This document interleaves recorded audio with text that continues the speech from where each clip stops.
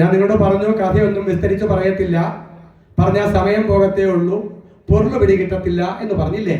അതുകൊണ്ട് പൊരുൾ മാത്രം മനസ്സിലാക്കുക. ഒരു ശിഷ്യന് ഉണ്ടായിരിക്കേണ്ടുന്ന ഗുണങ്ങൾ എന്താണ് എന്ന കാര്യം മാത്രം മനസ്സിലാക്കുക കേട്ടോ. അതുകൊണ്ട് പറ്റുമെന്നുണ്ടെങ്കിൽ ഈ ഉപദേശകന്മാരെല്ലാം ശിഷ്യന്മാരാകാൻ വേണ്ടി ശ്രമിക്കുക. ആദ്യമേ കേൾക്കുന്നുണ്ടല്ലോ? ഓം നമോ ഭഗവതേ വാസുദേവായ. കഥയിലേക്ക് വരാം. മഹാഭാരത യുദ്ധമെല്ലാം കഴിഞ്ഞു.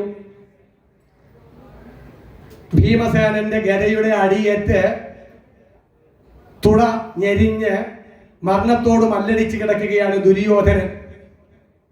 കേൾക്കുന്നുണ്ടല്ലോ അല്ലേ? ഈ സമയത്ത് അശ്വത്ഥാമാവ് അടുത്തു ചെല്ലുന്നു. എന്നിട്ട് വാക്ക് കൊടുക്കുന്നു, പാണ്ഡവ വംശത്തെ ഞാൻ ഉന്മൂലനം ചെയ്യും എന്ന് വാക്ക് കൊടുക്കുന്നു. അവസാനത്തെ സൈന്യാധിപനായിട്ട് അഭിഷേകം ചെയ്യുന്നു. അവിടെ നിന്നും വന്നിട്ട് അദ്ദേഹം കഥയെ ചുരുക്കി അങ്ങ് പറയുക. പാണ്ഡവന്മാരുടെ പാളയത്തിൽ കയറി രാത്രിയിൽ അർദ്ധരാത്രിയിൽ എല്ലാവരും ഉറങ്ങിക്കിടക്കുമ്പോൾ ആദ്യമേ ദൃഷ്ടദ്യുമ്നനെ വധിക്കുന്നു. അതിനുശേഷം പാഞ്ചാലിയുടെ മക്കളുടെ തലയെല്ലാം അറുത്തെടുക്കുന്നു. ആര്? അശ്വത്ഥാമാവ്. നിലവിളി കേട്ടുകൊണ്ട് പാണ്ഡവന്മാരും ഭഗവാനുമെല്ലാം അവിടെ വരുന്നു. അപ്പോൾ ഭഗവാൻ പറയുന്നു, ഉറങ്ങിക്കിടന്ന പിള്ളാരെ വധിച്ചതായി അവൻ മഹാഭാവിയ, അതുകൊണ്ട് അവൻ വധാർഹനാണ്, കൊല്ലണം എന്ന് പറഞ്ഞു. അർജുനൻ പറയുന്നു, ആരാണോ ഈ ക്രൂരകൃത്യം ചെയ്തത് അവന്റെ തല ഞാൻ വെട്ടിയെടുത്തു കൊണ്ടുവരും. ആ തലയിൽ ഇരുന്നു കൊണ്ട് വേണം നീ നിന്റെ മക്കളുടെ പിണ്ടകർമ്മം ചെയ്യാൻ. പറഞ്ഞത് കേൾക്കുന്നുണ്ടോ? കേട്ടോ? ആരോടാ പിണ്ടകർമ്മം ചെയ്യണം മക്കളുടേത് എന്ന് പറഞ്ഞത്? അമ്മയോട് പറയുകയാണ് എന്റെ മക്കളുടെ പിണ്ടകർമ്മം ചെയ്യണം എന്ന്. അപ്പോൾ അമ്മ മക്കൾക്ക് വേണ്ടി പിണ്ടകർമ്മം ചെയ്യാം എന്ന സാരം പറഞ്ഞ് മനസ്സിലായോ? തന്റെ മരിച്ചുപോയ മക്കൾക്ക് പിണ്ടം ഊട്ടാൻ വേണ്ടി കാശ് ചോദിക്കുന്നു ധൃതരാഷ്ട്ര മഹാരാജാവ്. അങ്ങനെ പിണ്ടം ഊട്ടാൻ കാശ് കൊടുക്കുന്നു. ധൃതരാഷ്ട്ര മഹാരാജാവും ഗാന്ധാരിയും എല്ലാ മക്കൾക്കും പിണ്ടം ഊട്ടുന്നു. പറഞ്ഞ് മനസ്സിലായോ? ഇന്ന് നമ്മുടെ നാട്ടിൽ പറഞ്ഞാൽ തല്ലു വാങ്ങിക്കും. വാങ്ങിക്കത്തില്ലയോ? വാങ്ങിക്കത്തില്ലയോ? അതുകൊണ്ട് പൊരുള മനസ്സിലാക്കിയാൽ മതി. തിരുത്താൻ ആരെയും ഞാൻ അധികാരിയല്ല. ഓം നമോ ഭഗവതേ വാസുദേവായ. നാമം ചൊല്ല്. ഓം നമോ ഭഗവതേ വാസുദേവായ. ഓം നമോ ഭഗവതേ വാസുദേവായ. എന്നിട്ട് ഭഗവാനെ തേരാളിയാക്കിക്കൊണ്ട് അർജുനൻ പോകുന്നു അശ്വത്ഥാമാവിനെ അന്വേഷിച്ച്. അവര് വരുന്നത് കാണുമ്പോൾ അശ്വത്ഥാമാവ് ഓടുന്നു. ഒരു ദർഭപ്പുല്ല് പറിച്ചിട്ട് ബ്രഹ്മാസ്ത്രമായി സങ്കല്പിച്ചുകൊണ്ട് എയ്യുന്നു. എന്താണ്? ദർഭപ്പുല്ല് പറിച്ച് ബ്രഹ്മാസ്ത്രമായി സങ്കല്പിച്ചിട്ട് എയ്യുന്നു. അപ്പൊ അവിടെ ദർഭപ്പുല്ലായിട്ട് മാറിയത്, ബ്രഹ്മാസ്ത്രമായിട്ട് മാറിയ സാധനം എന്താണ്? ദർഭപ്പുല്ലല്ല, സങ്കല്പമാണ്. എന്തേ? ദർഭപ്പുല്ലായിട്ടാണ്. സങ്കല്പം കണ്ടാൽ ദർഭപ്പുല്ലായതില്ലേ? അപ്പൊ സങ്കല്പമാണ് ബ്രഹ്മാസ്ത്രം അല്ലേ? കേൾക്കുന്നുണ്ടല്ലോ? കേൾക്കണം. അങ്ങനെ അശ്വത്ഥാമാവ് അയച്ചതായ ബ്രഹ്മാസ്ത്രം വരുമ്പോൾ ഭഗവാൻ പറയുന്നു, ആ ബ്രഹ്മാസ്ത്രത്തിനെ ബ്രഹ്മാസ്ത്രം കൊണ്ട് തന്നെ ഇല്ലായ്മ ചെയ്ത് നീ അവനെ പിടിച്ചു കെട്ടാൻ പറയുന്നു. അങ്ങനെ അർജുനൻ തിരിച്ചു ബ്രഹ്മാസ്ത്രം അയ്യുന്നു. അതും ദർഭപ്പുല്ല് പറിച്ച് സങ്കല്പമായിട്ട് എയ്ത്. അപ്പൊ അവിടെയും എന്താണ്? ബ്രഹ്മാസ്ത്രം സങ്കല്പമാണ് അല്ലേ? എന്നിട്ട് ഈ അശ്വത്ഥാമാവിനെ പിടിച്ച് പശുവിനെ കെട്ടി കൊണ്ടുവരുന്നത് പോലെ കഴുത്തെ കയറിട്ട് കെട്ടി വലിച്ചു കൊണ്ടുവന്ന് ദ്രൗപദിയുടെ മുമ്പിൽ നിർത്തുന്നു. ആ സമയത്ത് ദ്രൗപദി പറയുന്നു, അച്ഛൻ തന്നെയാണ് മകനായിട്ട് ജനിക്കുന്നത്, അതുകൊണ്ട് അവിടുത്തേക്ക് എല്ലാ വിദ്യയും ഉപദേശിച്ചു തന്ന ഗുരു തന്നെയാണ് ഈ പുത്രൻ, അതുകൊണ്ട് അഴിച്ചുവിടേ എന്ന് പറയുന്നു. കേൾക്കുന്നുണ്ടോ? അച്ഛൻ തന്നെയാണ് മകനായിട്ട് വന്ന് ജനിക്കുന്നത്. ഞാൻ നിങ്ങളോട് ഓരോ കാര്യവും പറയുന്നത് ആശയം പിടികിട്ടാനാ. ഒരു മകൻ എന്ന് പറഞ്ഞാൽ പുന്നാമമാകും നരകത്തിൽ നിന്നും താതനെ ത്രാണനം ചെയ്യുന്നവൻ ആരാണോ അവനാണു പുത്രൻ എന്ന് പറഞ്ഞാൽ, ഇനിയും അച്ഛൻ ജനന മരണ ചക്രത്തിൽ വീഴാതിരിക്കാൻ വേണ്ടി പ്രയത്നിക്കുന്ന പുത്രൻ ആരാണോ അവന്റെ പേരാണ് പുത്രൻ. കേൾക്കുന്നുണ്ടോ? ഇനിയും അച്ഛൻ ജനന മരണ ചക്രത്തിൽ വീണ് ദുഃഖം അനുഭവിക്കാതിരിക്കാൻ വേണ്ടി അച്ഛനെ കൊണ്ട് പൂർത്തീകരിക്കാൻ പറ്റാത്തതായ ആ കർമ്മം താൻ ചെയ്ത് അച്ഛന് മോക്ഷത്തിന് വേണ്ടി പ്രയത്നിക്കുന്നവനെ വിളിക്കുന്ന പേരാണ് പുത്രൻ. പറഞ്ഞ മനസ്സിലായോ? അല്ലാതെ കണ്ട് തല്ലിക്കൊല്ലുന്നവനെ വിളിക്കുന്ന പേരല്ല പുത്രൻ. കേൾക്കുന്നുണ്ടല്ലോ അല്ലേ? ഓം നമോ ഭഗവതേ വാസുദേവായ. നാമം ചൊല്ല്. ഓം നമോ ഭഗവതേ വാസുദേവായ. അങ്ങനെ ഈ മകനിൽ കൂടി പിതാവിന് മോക്ഷം കിട്ടുന്നു. പിതാവ് തന്നെയാണ് മകനായിട്ട് വന്ന് പിറക്കുന്നത്. അച്ഛന്റെ DNA തന്നെയാണ് മക്കളിലുള്ളത്, അല്ലേ? അതോ അല്ലയോ? ആണു. അതുകൊണ്ടാണ് ഭാര്യയ്ക്ക് ജായ എന്നൊരു പര്യായം ഉണ്ടായത്. ഭാര്യയ്ക്ക് ഒരുപാട് പര്യായങ്ങളുണ്ട്. അതിലൊരു പര്യായമാണ് ജായ എന്ന് പറഞ്ഞാൽ തന്റെ ഭർത്താവിനെ തന്നെ സന്താനമായി ജനിപ്പിച്ചവൾ എന്ന് സാരം. കേൾക്കുന്നുണ്ടല്ലോ അല്ലേ? ഓം നമോ ഭഗവതേ വാസുദേവായ. എന്നിട്ട് പാഞ്ചാലി പറയുകയാണ്, തന്നെയുമല്ല ഇവന്റെ അമ്മ ജീവിച്ചിരിപ്പുണ്ട് കൃപി. മക്കള് നഷ്ടപ്പെട്ടു പോയ അമ്മയുടെ വേദന എന്താണ് എന്ന് ഞാൻ ഇപ്പോൾ അനുഭവിച്ചു കൊണ്ടിരിക്കുകയാണ്. അതുകൊണ്ട് ഇനിയും ഞാൻ മുഖാന്തരം ഒരമ്മയും ദുഃഖിക്കാൻ ഇടവരരുത് എന്ന് പറയുന്നത് ആരാണ്? പാഞ്ചാലി. നിങ്ങൾ കേൾക്കുന്നുണ്ടോ? ശ്രീകൃഷ്ണ ഭഗവാൻ ദൂതിനു പോകാൻ ആരംഭിച്ചപ്പോൾ തന്റെ തലമുടി കാട്ടിക്കൊടുത്തിട്ട് ഭഗവാനെ അവിടെ പോയി സന്ധി ചെയ്തുകൊണ്ട് വരരുത്, എനിക്ക് തലമുടി കെട്ടണമെങ്കിൽ ആ ദുശാസനന്റെ നെഞ്ചിലെ രക്തം കൊണ്ടുവരണം എന്ന് പറഞ്ഞ് 18 അക്ഷൗഹിണിപ്പടയെ കൊല്ലിച്ച പെണ്ണും പുള്ള തന്റെ മക്കൾ നശിച്ചപ്പോൾ പറയുകയാ, പുത്രദുഃഖം ഇപ്പൊ ഞാൻ അനുഭവിക്കുന്നു എന്ന്. കേൾക്കുന്നുണ്ടോ?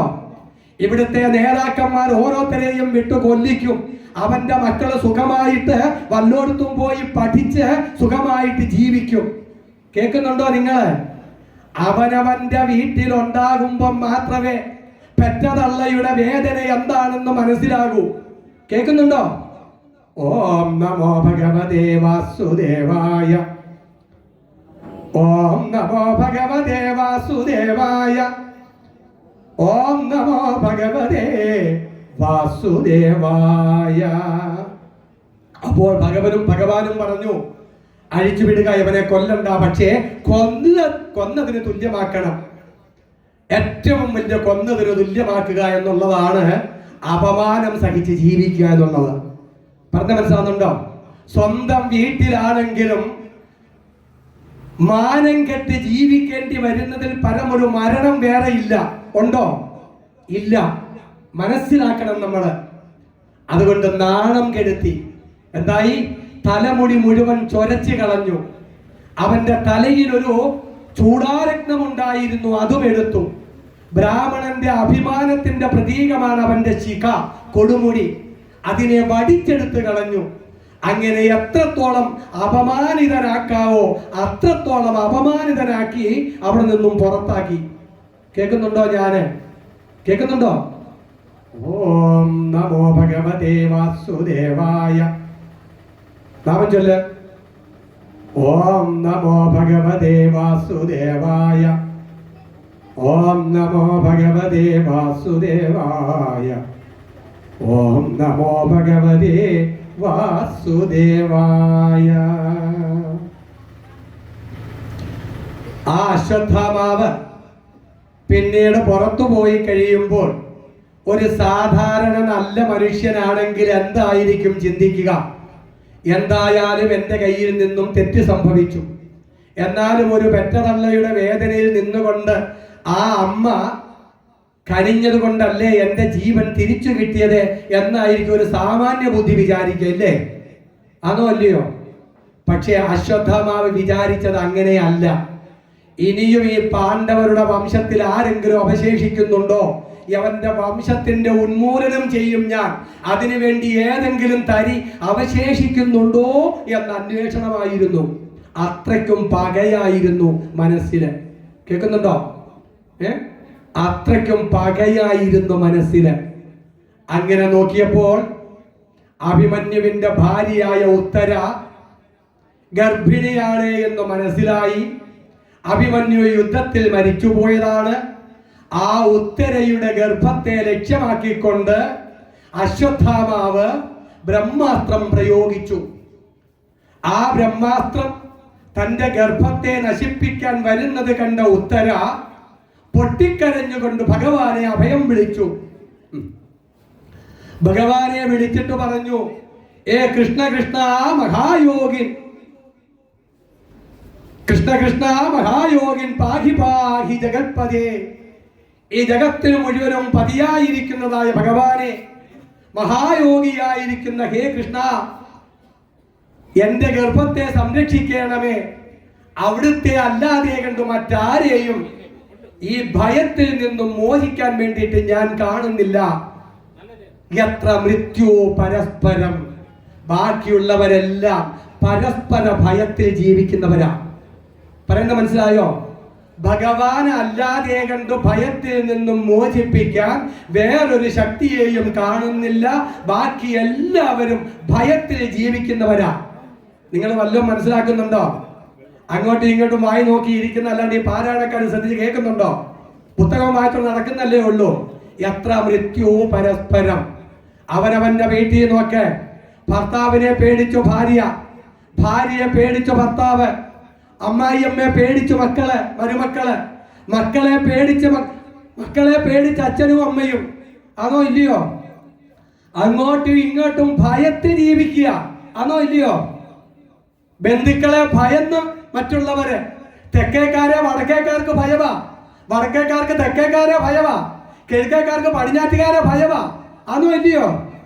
അങ്ങനെയെല്ലാം പരസ്പരം ഭയന്ന് ജീവിക്കുന്നവരാ.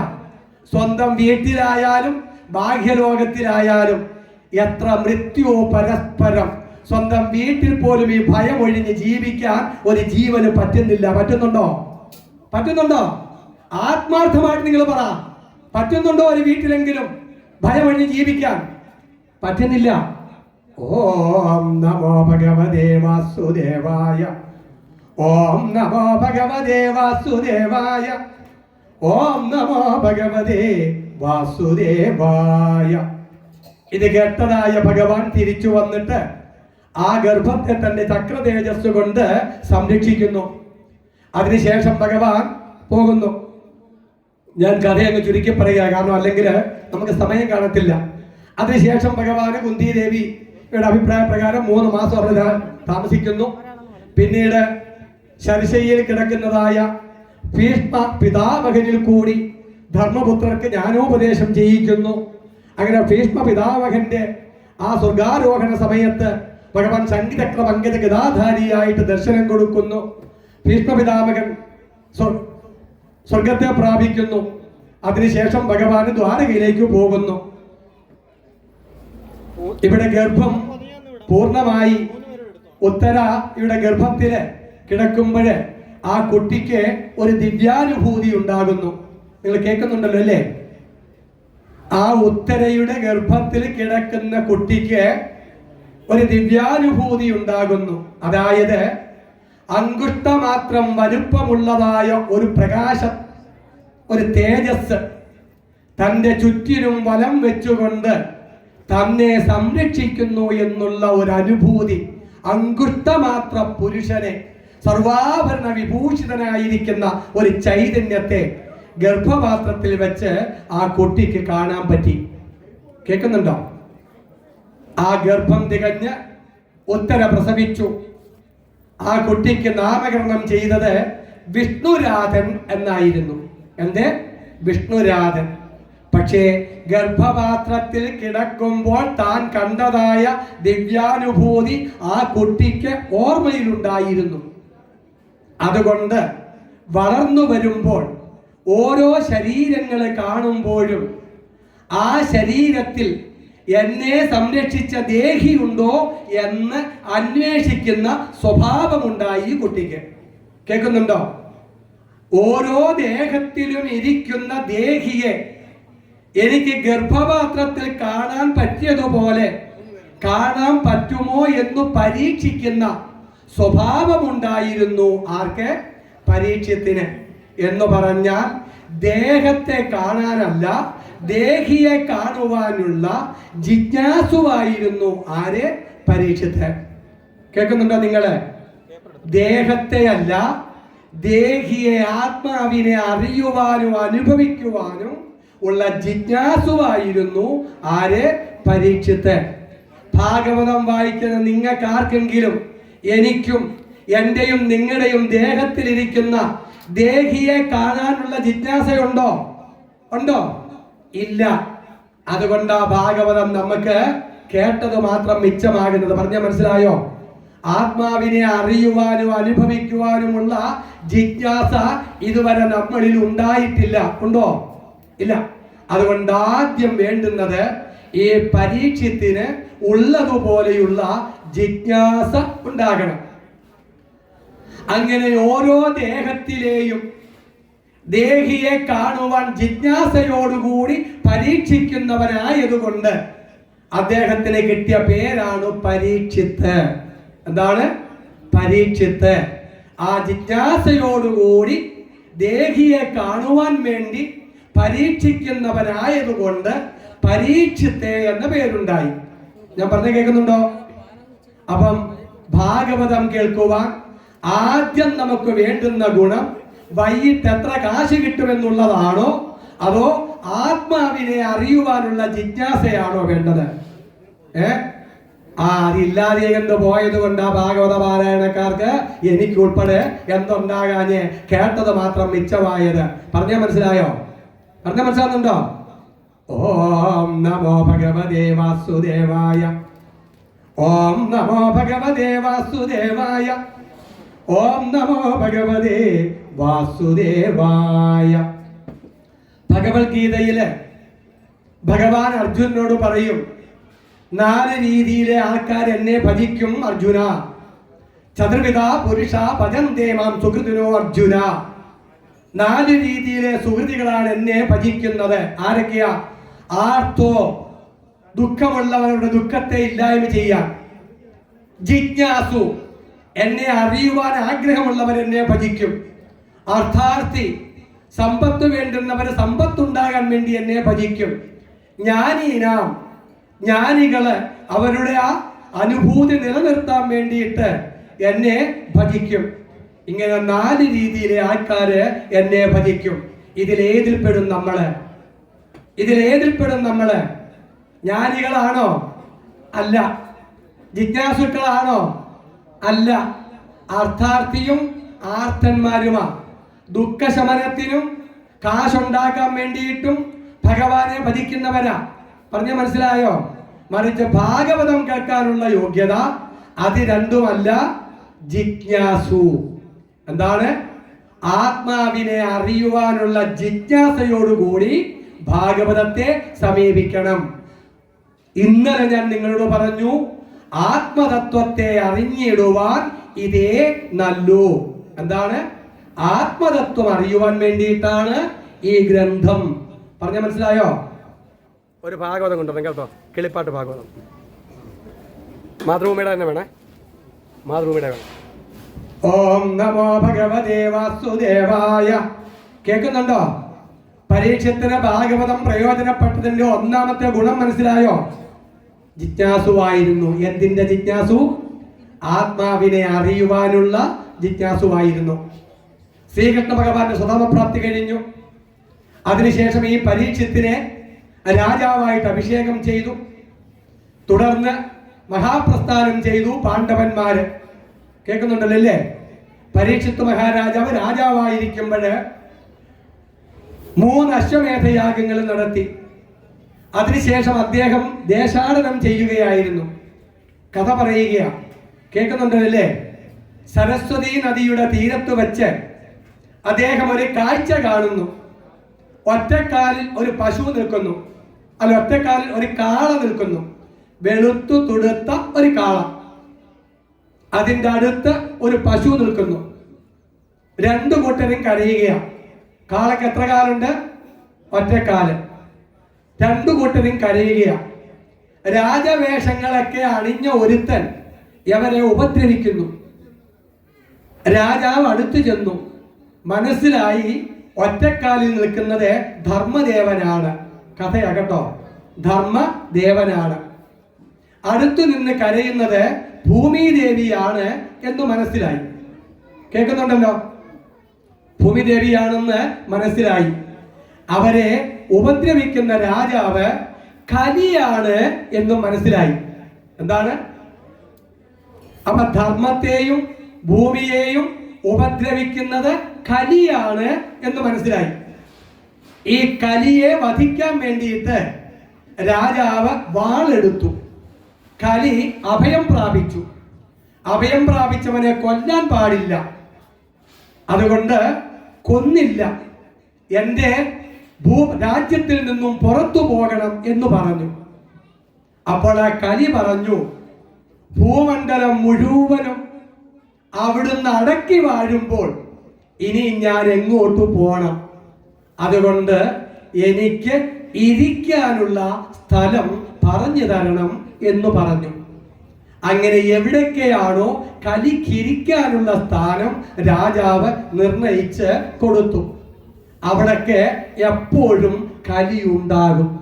പറഞ്ഞ മനസ്സിലായോ? കേൾക്കുന്നുണ്ടല്ലോ അല്ലേ? ശ്രദ്ധിച്ച് കേൾക്കണം. അതിനുശേഷം രാജാവ് ആ ഒറ്റക്കാലിൽ നിന്ന കാളയുടെ ബാക്കിയുള്ള 3 കാലുകൾ ചേർത്ത് വെച്ചു കൊടുത്തു. അപ്പോൾ ധർമ്മമാകുന്ന കാള പുറ്റിയിൽ നിന്നു, ഭൂമിയാകുന്ന പശു സന്തുഷ്ടയായി. ഇത്രയും മനസ്സിലായില്ലേ? ഇത്രയും കഥയാണ്. ഈ കഥയിൽ നിന്നും നമുക്ക് മനസ്സിലാകാനുള്ളത്, മുമ്പേ നമ്മൾ പറഞ്ഞതായ തക്ഷകനുണ്ടല്ലോ, ആ തക്ഷകന്റെ പര്യായമാണ് കലി. എന്താണ്? ആ തക്ഷകന്റെ തന്നെ പര്യായമാണ് കലി. എവിടെയാ ഉള്ളത്? പുറത്താണോ? അല്ല. എവിടാ ഉള്ളത്? നമ്മുടെ ഉള്ളിലാണ്. ഈ കലിക്ക് വർധന ഉണ്ടാകുന്നത് എവിടൊക്കെയാണെന്ന് അറിയാമോ? 5 സ്ഥലങ്ങളാ. ഭാഗവത പാരായണക്കാരൊക്കെ കേൾക്കണം. ഇരുന്ന് ഉറങ്ങാൻ വേണ്ടി വരരുത് യജ്ഞശാലയില്. കേൾക്കുന്നുണ്ടല്ലോ? ഓം നമോ ഭഗവതേ വാസുദേവായ. നാമം ജപിക്കേ. ഓം നമോ ഭഗവതേ വാസുദേവായ. ഓം നമോ ഭഗവതേ വാസുദേവായ. ഓം നമോ ഭഗവതേ വാസുദേവായ. ഒന്നാമത്തെ സ്ഥാനം ദ്യൂതം. എവിടെയാണോ ചൂതുകളിയുള്ളത് അവിടെ കലിയുണ്ടാകും എന്ന് പറഞ്ഞാൽ, ചൂതുകളിയുള്ളിടത്ത് മത്സര ബുദ്ധി ഉണ്ടാകും. ഉണ്ടാകത്തില്ലേ? എനിക്ക് ജയിക്കണം, എനിക്ക് ജയിക്കണം, ഇല്ലേ? അപ്പൊ കലിയുടെ ഒന്നാമത്തെ സ്വഭാവം മത്സര ബുദ്ധിയാണ്. പറഞ്ഞ മനസ്സിലായോ? സ്വന്തം വീട്ടിലാണെങ്കിലോ അമ്മായിയമ്മയാണോ വലുത്, അതോ മരുമോളാണോ വലുത്, അല്ലെങ്കിൽ അച്ഛനാണോ വലുത്, മക്കളാണോ വലുത് എന്ന മത്സര ബുദ്ധി എവിടെയുണ്ടോ അവിടെ ഈ കലിയുണ്ട്. പറഞ്ഞ മനസ്സിലായോ? നിങ്ങൾ കേൾക്കുന്നുണ്ടോ? ഓം നമോ ഭഗവതേ വാസുദേവായ. ഓം നമോ ഭഗവതേ വാസുദേവായ. ഓം നമോ ഭഗവതേ വാസുദേവായ. രണ്ടാമത്തെ സ്ഥാനം പാനം. മദ്യപാനം ചെയ്യുന്ന വീട് എവിടെ ഉണ്ടോ അവിടെ കലിയുണ്ട്. പ്രത്യേകിച്ച് പറഞ്ഞതിന്റെ ആവശ്യമൊന്നുമില്ലല്ലോ. ഉണ്ടോ? മദ്യപാനം നടക്കുന്ന വീട് എവിടെയുണ്ടോ അവിടെ സ്വസ്ഥതയില്ല. അനുഭവമല്ലേ? ആണോ? ഞാൻ പ്രത്യേകിച്ച് പറഞ്ഞതിന്റെ കാര്യമുണ്ടോ? ഇല്ല. അവിടെ കലിയുണ്ട്. അത് മക്കള് കുടിച്ചാലും കൊള്ളാം, അച്ഛൻ കുടിച്ചാലും കൊള്ളാം, മരുമോൻ കുടിച്ചാലും കൊള്ളാം. ആ വീട്ടിലുള്ള ആർക്കും സ്വസ്ഥത കിട്ടത്തില്ല. കിട്ടുമോ? അവൻ മഹാരോഗിയായിട്ട് മാറിക്കഴിഞ്ഞാൽ ആ വീട്ടിലുള്ളവരുടെ എല്ലാ സ്വസ്ഥതയും പോത്തില്ലയോ? പോത്തില്ലയോ? അതുകൊണ്ട് മദ്യപാനം ഏത് വീട്ടിലുണ്ടോ അവിടെ എന്തുണ്ട്? കലിയുണ്ട്. നിങ്ങൾ കേൾക്കുന്നത് ഭാഗവതമാ. കേൾക്കുന്നുണ്ടോ? കേൾക്കുന്നുണ്ടല്ലോ അല്ലേ? ഓം നമോ ഭഗവതേ വാസുദേവായ. ഓം നമോ ഭഗവതേ വാസുദേവായ. അടുത്തത് സ്ത്രീയ. ശാസ്ത്രത്തിൽ സ്ത്രീകളെ കാമത്തിന്റെ പ്രതീകമായിട്ട് പറയും. ഏത് സ്ത്രീയിലാണോ ഏത് പുരുഷനിലാണോ അമിതമായ ആഗ്രഹങ്ങൾ ഉള്ളത് അവിടെ കലിയുണ്ട്. പറഞ്ഞാൽ മനസ്സിലായോ? അത്യാഗ്രഹിയുള്ള സ്ത്രീയും പുരുഷനുമുള്ള വീട്ടിനകത്ത് കലിയുണ്ട്. അവൻ നാട്ടുകാരനെ മുടിപ്പിച്ചായാലും സ്വാർത്ഥത നേടാൻ ശ്രമിക്കുന്നവനാ. പറഞ്ഞ മനസ്സിലായോ? അവന്റെ അത്യാഗ്രഹം ആരെ നശിപ്പിച്ചാലും വേണ്ടില്ല, അവന്റെ അത്യാഗ്രഹം സഫലീകരിച്ചാൽ മതി. ആ സ്വാർത്ഥതയെ അവനെ ഭരിക്കുന്നത്. അവിടെ കലിയുണ്ട്. കേൾക്കുന്നുണ്ടോ? ഓം നമോ ഭഗവതേ വാസുദേവായ. അടുത്തത് സൂനം. എന്താണ് സൂനം? അതായത് ഹിംസ, മറ്റുള്ളവരെ ഉപദ്രവിക്കുന്ന സ്വഭാവത്തോടു കൂടിയ ജനം ഏത് വീട്ടിൽ താമസിക്കുന്നുണ്ടോ അവിടെ കലിയുണ്ട്. പറഞ്ഞ മനസ്സിലായോ? മറ്റുള്ളവരെ ദ്രോഹിക്കുക എന്ന മനോഭാവമുള്ളവൻ ഏത് വീട്ടിൽ താമസിക്കുന്നുണ്ടോ അവിടെ കലിയുണ്ട്. കേൾക്കുന്നുണ്ടോ? ഇനി നിങ്ങൾ സ്വയം നിങ്ങളോട് ചോദിക്കുക, നിങ്ങളുടെ വീട്ടിൽ കലിയുണ്ടോ ഇല്ലയോ എന്ന്. എന്നോട് ചോദിക്കണ്ട. പറഞ്ഞ മനസ്സിലായോ? മറ്റുള്ളവരെ ദ്രോഹിക്കണമെന്ന ചിന്തയുള്ളവന്റെ മനസ്സിനകത്ത് എപ്പോഴും ദേഷ്യം ഇങ്ങനെ വന്നുകൊണ്ടേയിരിക്കും. കേൾക്കുന്നുണ്ടോ? അതുകൊണ്ട് ഈ എവിടെയാണോ ക്രോധമുള്ളത് അവിടെ കലിയുണ്ട്. പറഞ്ഞ മനസ്സിലായോ? കലിയുടെ ഏറ്റവും വലിയ ദുസ്വഭാവമാണ് എന്ത്? ക്രോധം. ദേഷ്യപ്പെട്ട് പെണ്ണുമ്പള്ള നിൽക്കുമ്പോൾ നമ്മൾ പറയാറുണ്ടില്ലേ, നീ കൂടുതൽ അങ്ങ് കലിക്കണ്ട, എനിക്ക് നിന്നെ അറിയാം. പറഞ്ഞ മനസ്സിലായോ? അപ്പൊ കലിയെ മനസ്സിലായോ? പറഞ്ഞ മനസ്സിലായില്ലയോ? എടി പെണ്ണുമ്പള്ള നീ കൂടുതൽ അങ്ങ് കലിക്കണ്ട, എനിക്ക് നിന്നെ അറിയാം. പറഞ്ഞ മനസ്സിലായോ? അപ്പൊ കലിയുടെ സ്വഭാവം എന്തുവാ? ഏത് വീട്ടിൽ എപ്പോഴും ഈ ക്രോധ സ്വഭാവമുണ്ടോ അവിടെ കലിയുണ്ട്. പറഞ്ഞ മനസ്സിലായോ? ഇതിനെ നിയന്ത്രിച്ചവനായിരുന്നു പരീക്ഷിത്ത്. എന്താണ്? ഇതിനെ നിയന്ത്രിച്ചവൻ, ഈ കലിയെ നിയന്ത്രിച്ചവനായിരുന്നു പരീക്ഷിത്ത്. അതുകൊണ്ട് പരീക്ഷത്തിന് ഭാഗവതം കേട്ടപ്പോ പ്രയോജനം ഉണ്ടായി. കേൾക്കുന്നുണ്ടോ? അത്യാഗ്രഹമില്ലാത്തവനായിരുന്നു, ദേഷ്യത്തെ നിയന്ത്രിക്കുന്നവനായിരുന്നു, മത്സരബുദ്ധി ഇല്ലാത്തവനായിരുന്നു, പരദ്രോഹം ചെയ്യാത്തവനായിരുന്നു, ആത്മാവിനെ അറിയുവാനുള്ള ജിജ്ഞാസുവായിരുന്നു, മദ്യപാനം ചെയ്യാത്തവനായിരുന്നു. അതുകൊണ്ടൊക്കെ തന്നെ അങ്ങേർക്ക് ഭാഗവതം പ്രയോജനപ്പെട്ടു. കേൾക്കുന്നുണ്ടോ? എൻ്റെ നിങ്ങളുടെ എല്ലാം ഉള്ളില് ഈ കാമവും ഈ ക്രോധവും ഒക്കെ ഇല്ലയോ? അതിനേക്കാളൊക്കെ ഉപരി ഒന്നുണ്ട്, സ്വർണം. എവിടെ സ്വർണമുണ്ടോ അവിടെ കലിയുണ്ട്. പറഞ്ഞ മനസ്സിലായോ? സ്വർണം എന്ന് പറഞ്ഞ ആഭരണം ധരിച്ചാ പോരാ, ധനം. എന്താണ്? ധനം. ധനത്തിന് വേണ്ടിയിട്ടാണ് ഏറ്റവും കൂടുതൽ കലി നമ്മുടെ എല്ലാം വീട്ടിലുണ്ടാകുന്നത്. പറഞ്ഞ മനസ്സിലായോ? എത്ര കിട്ടിയാലും മനുഷ്യന് മതി വരാത്തതായ ഒരു സ്വഭാവത്തിന്റെ പേരാണ് ലോഭം. എന്താണ്? ലോഭം. എത്ര കിട്ടിയാലും മതി വരത്തില്ല. പറഞ്ഞ മനസ്സിലായോ? 4 തലമുറയെ ഇട്ടു മൂടാനുള്ള സ്വത്ത് സമ്പാദിച്ചു വെച്ചിട്ടുണ്ട്. അവന്റെ മക്കളെല്ലാം ഇത് ഉണ്ണുവന്ന് ഒരു ഉറപ്പുമില്ലെങ്കിലും അയലത്തുകാരനെ ദ്രോഹിച്ച് വീണ്ടും ഉണ്ടാക്കുവാനുള്ള പ്രവണതയാ. ആണോ ഇല്ലയോ? ആണോ? അങ്ങനെ എത്ര കിട്ടിയാലും മതി വരാത്തതായ ഈ ലോഭമുള്ളവൻ ഏത് വീട്ടിൽ താമസിക്കുന്നുണ്ടോ അവിടെ കലിയുണ്ട്. ആശം പിടി കിട്ടിയോ? പിടി കിട്ടിയോ? അപ്പൊ ഇതിനെ നിയന്ത്രിക്കുന്നവർക്ക് മാത്രമാണ് ഭാഗവതം പ്രയോജനപ്പെടുന്നത്. ആശം പിടി കിട്ടിയോ? ഈ നിയന്ത്രണത്തോടു കൂടിയാണോ നമ്മൾ ഭാഗവത പാരായണം ചെയ്യുന്നത്? ഈ കാമവും ക്രോധവും ലോഭവും മതവും മാത്സര്യവും ഒക്കെ നിയന്ത്രിച്ചാണോ നമ്മൾ ഭാഗവതം പാരായണം ചെയ്യുന്നത്? ആണോ? അല്ല മച്ചി, ഒന്നും അല്ല. എന്നിട്ടോ ആ കാളയുടെ ബാക്കിയുള്ള 3 കാലുകൾ ചേർത്തു വെച്ചു എന്ന് പറഞ്ഞില്ലേ? ആ ചേർത്തു വെച്ച കാലുകള് തപസ്, ശൗചം, ദാനം, ദയ. പറഞ്ഞ മനസ്സിലായോ? 4 കാലുകളാണ് ധർമ്മത്തിനെ പുഷ്ടിപ്പെടുത്തുന്നത്. സത്യം, സത്യം, തപസ്, ശൗചം, ദയ. സത്യബോധം ഉണ്ടായിരിക്കണം എപ്പോഴും. വ്രതാനുഷ്ഠാനങ്ങൾ ഉണ്ടായിരിക്കണം എപ്പോഴും. സത്യം, തപസ്, ശൗചം, അന്ധക്കരണത്തെ ശുദ്ധമാക്കി വെക്കണം എപ്പോഴും. ദയയുണ്ടായിരിക്കണം, സർവഭൂത ദയയുണ്ടായിരിക്കണം. ഈ ഗുണങ്ങളെല്ലാം ഉള്ളവനായിരുന്നു ആര്? പരീക്ഷിത്ത്. അതുകൊണ്ട് പരീക്ഷത്തിന് ഭാഗവതം പ്രയോജനപ്പെട്ടു. അശപ്പിടി കിട്ടിയോ? അശപ്പിടി കിട്ടുന്നുണ്ടോ? അപ്പൊ ഭാഗവതം കേൾക്കാനുള്ള ക്വാളിറ്റി മനസ്സിലായല്ലേ? എന്തൊക്കെയാണ്? 1, ആത്മാവിനെ അറിയാനുള്ള ജിജ്ഞാസ. കാമം, ക്രോധം, ലോഭം, മോദം, മതം, മാത്സര്യത്തെ നിയന്ത്രിക്കുക. കള്ളു കുടിക്കാതെ കണ്ടിരിക്കുക. മത്സരബുദ്ധി ഉണ്ടാകാതെ കണ്ടിരിക്കുക. എത്ര കിട്ടിയാലും മതിവരാത്ത സ്വഭാവത്തെ ഉപേക്ഷിക്കുക. പരമാവധി ദേഷ്യത്തെ നിയന്ത്രിക്കുക. അന്യനെ ഉപദ്രവിക്കാതെ കണ്ടിരിക്കുക. പറഞ്ഞ മനസ്സിലായോ? ഓം നമോ ഭഗവതേ വാസുദേവായ. ഓം നമോ ഭഗവതേ വാസുദേവായ. ഇങ്ങനെയുള്ള പരീക്ഷത്ത് മഹാരാജാവ് ഒരു ദിവസം നായാട്ടിന് വേണ്ടി പോയപ്പോഴ് നായാടി തളർന്നു വരുമ്പോഴാണ് അദ്ദേഹത്തിന് അല്പം വെള്ളം കുടിക്കണമെന്നുള്ള ആഗ്രഹം ഉണ്ടായി മുമ്പേ പറഞ്ഞ ആശ്രമത്തിലേക്ക് കയറി ചെല്ലുന്നത്. കേൾക്കുന്നുണ്ടല്ലോ? അവിടെ ചെന്ന് ആരാണ് ഇവിടെ ഇച്ചിരി വെള്ളം തരാനുള്ളത് എന്ന് ചോദിക്കുമ്പോൾ ആ ശമീകനത് കേട്ടില്ല. കാരണം അദ്ദേഹം ധ്യാനത്തിൽ മുഴുകിയിരിക്കുകയായിരുന്നു. എങ്ങനെയാണോ ആമ തൻ്റെ ഇന്ദ്രിയങ്ങളെ ഉൾവലിക്കുന്നത് എന്നതുപോലെ മനസ്സിനെ പൂർണ്ണമായി ഭഗവാനിൽ നിക്ഷേപിച്ചിരുന്ന അദ്ദേഹത്തിന് ബാഹ്യലോകത്തിൽ നടന്നതൊന്നും അറിയില്ലായിരുന്നു. അതുകൊണ്ട് രാജാവ് വന്നതോ വെള്ളം ചോദിച്ചതോ അങ്ങേര് കേട്ടില്ല. ഇത് തന്നെ ധിക്കരിക്കുകയാണ് എന്ന് രാജാവിന് തോന്നി. എന്നിട്ട് കയ്യിലിരുന്ന വില്ലുകൊണ്ട് ചത്തുകിടന്ന സർപ്പത്തെ എടുത്ത് അദ്ദേഹത്തിന്റെ കഴുത്തിൽ ഇങ്ങനെ അണിയിച്ചു കൊടുത്തു. കേൾക്കുന്നുണ്ടോ?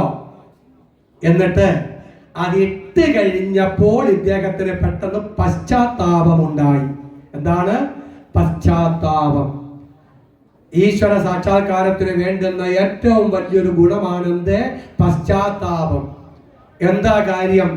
മനുഷ്യനാണോ തെറ്റ് സംഭവിക്കും. പറഞ്ഞ മനസ്സിലായോ? പിന്നെ അത് അനുവർത്തിക്കാതിരിക്കാൻ വേണ്ടി ഉണ്ടാകുന്ന ദുഃഖത്തിന്റെ പേരാണ് പശ്ചാത്താപം. കേൾക്കുന്നുണ്ടോ? അതുകൊണ്ട് ഒരു തെറ്റ് സംഭവിച്ചാൽ അത് വീണ്ടും ആവർത്തിക്കാതിരിക്കാനുള്ള പശ്ചാത്താപം ഉണ്ടാകുന്നവനാണ് ഭാഗവതം പ്രയോജനപ്പെടുന്നത്. ആശം പിടി കിട്ടിയോ? ഓം നമോ ഭഗവതേ വാസുദേവായ. ഓം നമോ ഭഗവതേ വാസുദേവായ. ഓം നമോ ഭഗവതേ വാസുദേവായ. പശ്ചാത്താപത്തോടുകൂടി അദ്ദേഹം ഹസ്തിനപുരിയിലേക്ക് പോകുന്നു. ഈ സമയത്ത് ഇത് കാണുന്നു. ഞാൻ പറഞ്ഞല്ലോ, അദ്ദേഹത്തിന്റെ പുത്രനാകുന്ന ശൃംഗിയുടെ കൂട്ടുകാരൻ കാണുന്നു. കൂട്ടുകാരൻ പോയിട്ട് ശൃംഗിയോട് പറയുന്നു, ശപിക്കുന്നു. ഇന്നേക്ക് 7-ാം ദിവസം തക്ഷകൻ എന്ന സർപ്പം കഴിച്ച് മരിച്ചു പോകട്ടെ എന്ന് ശപിക്കുന്നു. ഇതൊക്കെ കഥയാ, പറഞ്ഞില്ലേ? എന്നിട്ട് വന്നിട്ട് ആ സർപ്പത്തെ എടുത്ത് കളയാൻ വേണ്ടി ആരംഭിക്കുമ്പോൾ അച്ഛൻ ഉണരുന്നു. മകനോട് കാര്യങ്ങളൊക്കെ അന്വേഷിക്കുന്നു. അപ്പോൾ മകൻ കാര്യം പറയുമ്പോൾ അച്ഛൻ പറയുന്ന ഒരു വാക്കുണ്ട്, നീ പരമാർത്ഥഗ്രാഹി അല്ല എന്ന് വന്നതിപ്പോൾ ഈശ്വര സാക്ഷാത്കാരത്തിന് ഈശ്വരാനുഗ്രഹം കിട്ടാൻ നീ യോഗ്യനല്ല എന്ന് നീ തെളിയിച്ചു. പറഞ്ഞ മനസ്സിലായോ? എന്താ കാര്യം? കേട്ടപാട് കേൾക്കാത്ത പാട് പെട്ടെന്ന് ദേഷ്യമുണ്ടായി രാജാവിനെ ശപിച്ചവൻ ഈശ്വര സാക്ഷാത്കാരത്തിന് യോഗ്യനല്ല. കേൾക്കുന്നുണ്ടോ? കോപം കൊണ്ട് ശപിക്കരുതാരും ഭഗവൻ മയമെന്നോർക്ക സമസ്തം സുഖവും ദുഃഖവും അനുഭവകാലം പോയാൽ സമമിക നാരായണ ജയ. കേൾക്കുന്നുണ്ടോ? ഓരോ ശാപത്തിൽ കൂടി നഷ്ടപ്പെട്ടു പോകുന്നത് തപശക്തിയാണ്. കേൾക്കുന്നുണ്ടോ? നിങ്ങൾ നിങ്ങളുടെ മക്കളോടായാലും ഞാനും അറിയാതെ എന്ന് പറയും, നിനക്ക് പറഞ്ഞ മനസ്സിലായോ? എന്തെങ്കിലും നാമം ജപിച്ച് അല്പം പുണ്യം ഉണ്ടായിട്ടുണ്ടേ എങ്കിൽ അത് നഷ്ടപ്പെട്ടു പോകുകയാണ് ഓരോ വാക്കിലും. കേൾക്കുന്നുണ്ടോ? ഒരു പക്ഷേ വിൺവാക്കായിട്ട് നിങ്ങൾ പറഞ്ഞതായിരിക്കും നാളെ തിരിച്ച് നിങ്ങളുടെ ദുഃഖത്തിന് കാരണമായി ഭവിക്കുന്നത്. പറഞ്ഞ മനസ്സിലായോ? എന്നാലും ദേഷ്യം വന്ന് നമ്മൾ പറയത്തില്ലേ? പറഞ്ഞ മനസ്സിലായോ? എന്തുകൊണ്ട്? ഭാഗവതം പറയുകയാ, അങ്ങനെയുള്ള മോനെ, അല്ലെങ്കിൽ അങ്ങനെയുള്ള അച്ഛ, അങ്ങനെയുള്ള മരുമോളെ, അങ്ങനെയുള്ള മരുമകനെ ഈശ്വരാനുഗ്രഹത്തിന് നീ പാത്രീഭവിക്കത്തില്ല. കേട്ടോ? കേൾക്കുന്നുണ്ടോ?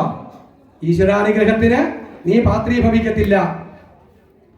നീ പരമാർത്ഥഗ്രാഹി അല്ല എന്ന് വന്നതിപ്പോൾ. ഓം നമോ ഭഗവതേ വാസുദേവായ. ഓം നമോ ഭഗവതേ വാസുദേവായ.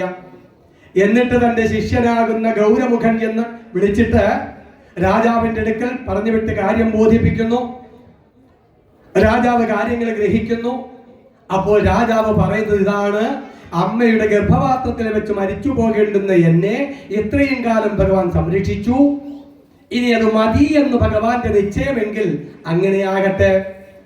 അതുകൊണ്ട് മരണം അടുത്തിരിക്കുന്നു എന്നറിയുന്ന ഞാൻ ഇനിയും എന്തു ചെയ്യണം എന്ന് ഉപദേശിക്കാൻ ആ ഋഷീശ്വരന്മാരോടൊന്ന് പറയണം, അത്രയും പോയി അവരോട് പറയൂ എന്ന് പറഞ്ഞു വിട്ടു.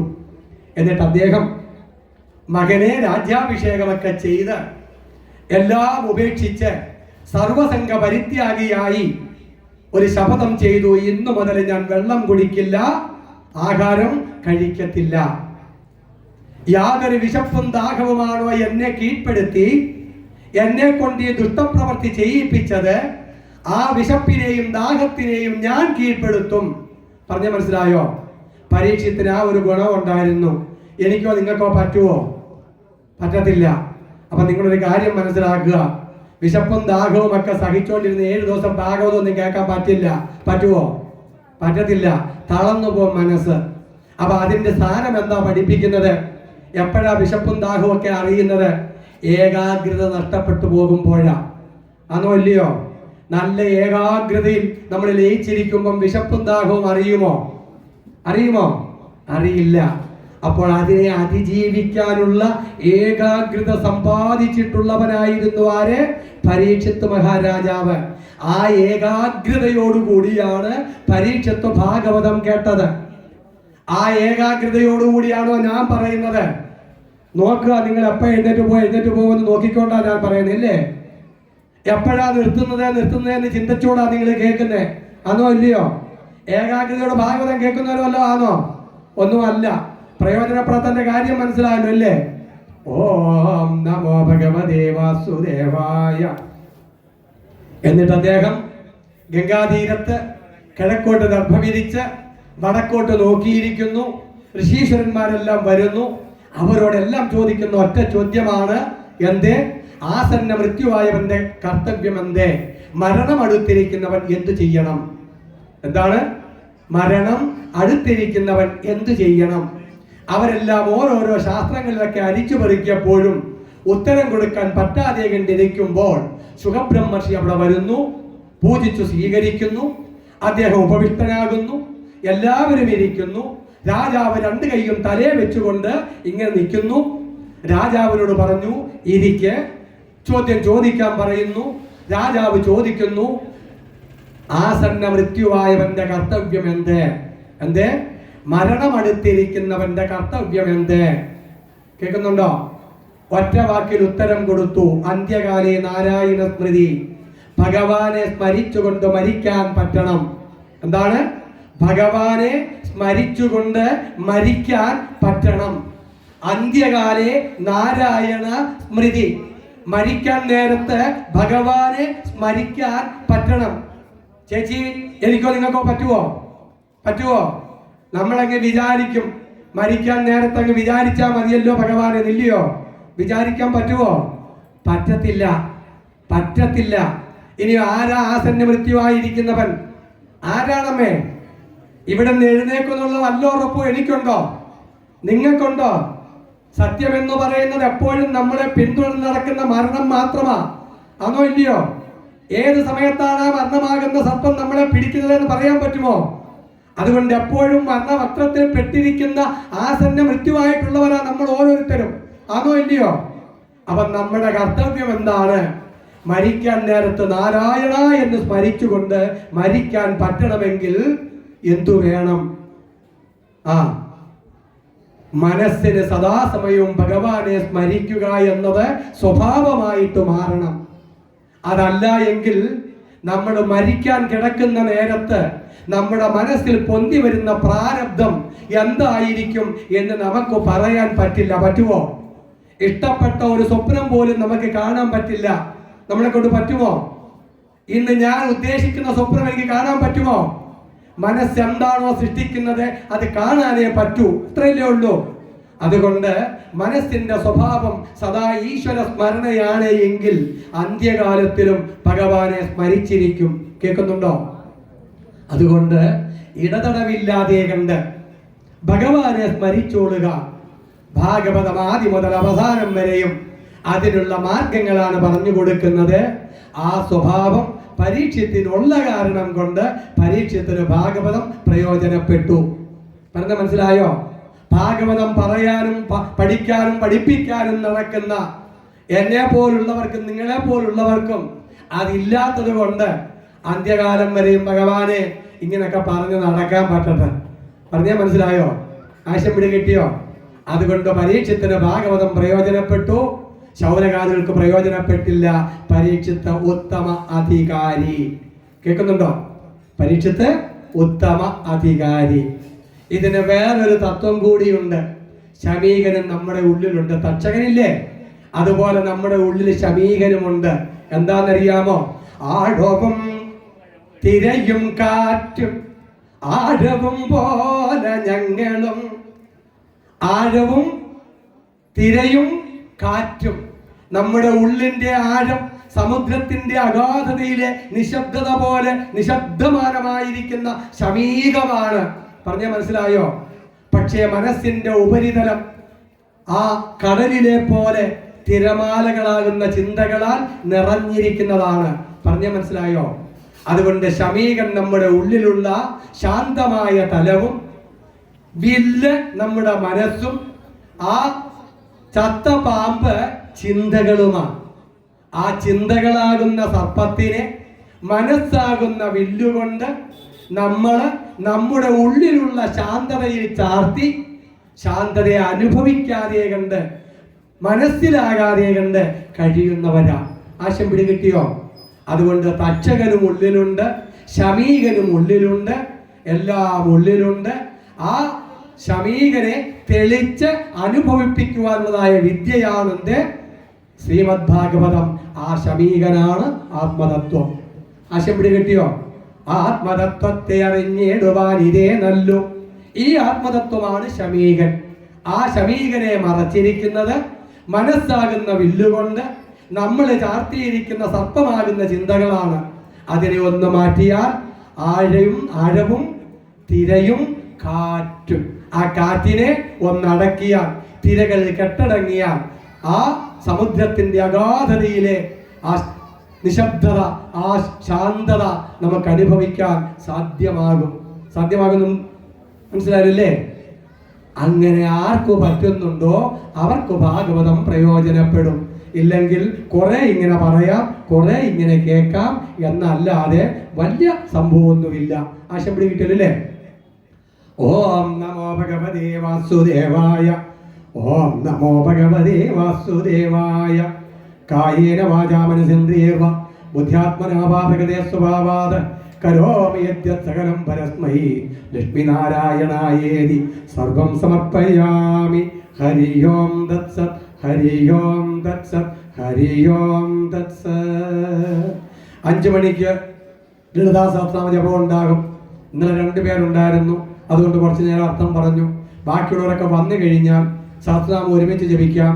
ചൊല്ലേണ്ടുന്ന രീതി മനസ്സിലാവും, നിങ്ങൾക്ക് കുറച്ച് അർത്ഥം ഗ്രഹിക്കാൻ പറ്റും.